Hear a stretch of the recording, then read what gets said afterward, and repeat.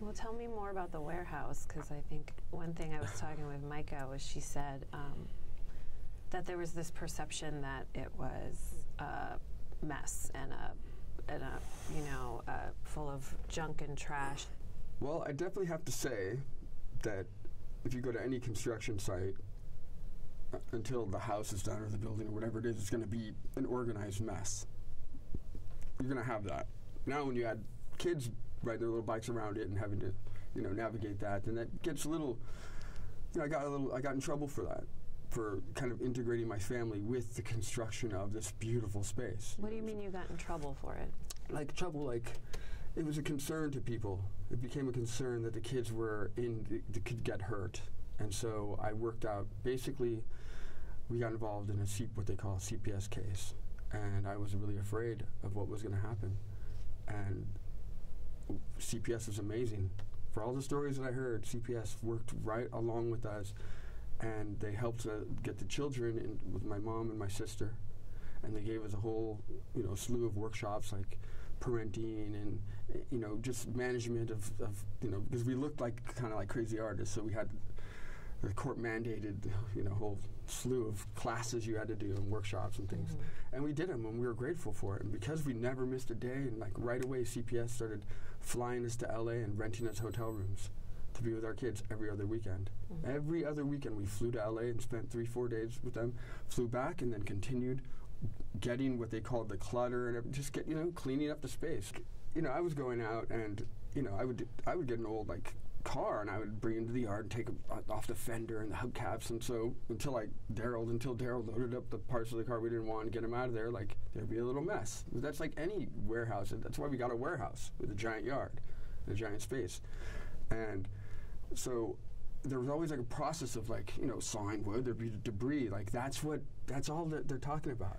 For CPS to fly my children back and throw a party for us and give us awards and say, "You guys are awesome. We didn't believe you. We came out and checked out your story. You were artists. You did have they had beds and they had kitchen and bathroom and tubs and their playroom, and you've got a house here, and you've got an amazing dance studio, music studio, silversmithing workshop, digital arts lab."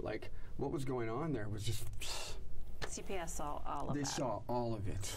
They saw they had to walk through everything to just check everything out. It was known, It wasn't a secret. No, I drew a map for Tony. I wanted to show him how the radius of our life, and it was the warehouse, the kids' charter Waldorf schools, 1 block away each, the police department, the fire department, the Native American Health Center across the street from the warehouse where we were doing all of our family counseling, and where we'd buy our groceries at the little botanic or the Latin market, Mi Pueblo, and it's just our whole world was right there. And the police were our friends. The fire department would come by all the time and do the horn for Sudi. They came to a party and danced upstairs. This whole misconception that we were hiding and sneaking around is disgusting. What the newspapers say, that we lied, we snuck, we squatted, that whole misconception. What was the goal of the Ghost Ship? What were you trying to create? Exactly what it was the night of the fire.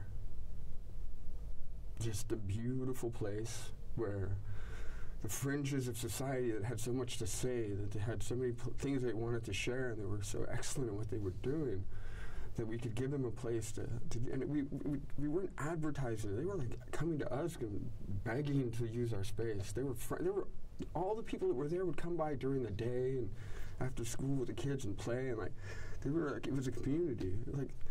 That's not, from the very beginning, nobody said community center. They said rave, degenerate, stealing power, lying, not even squatting, the things that they said about us, and then those became such hateful descriptions, and then the media just took all of that as truth and printed it across the world. It's I feel like this is my one chance to describe everything and tell everybody how amazing it was, but it wasn't. Nothing is always amazing. They're still chiseling out Crazy Horse right now. People are dying. They're falling off the cliff to make this monument dedicated to this truly great man. It's a mess right now. but it's going to be something that's going to live forever, and that's what we believed in.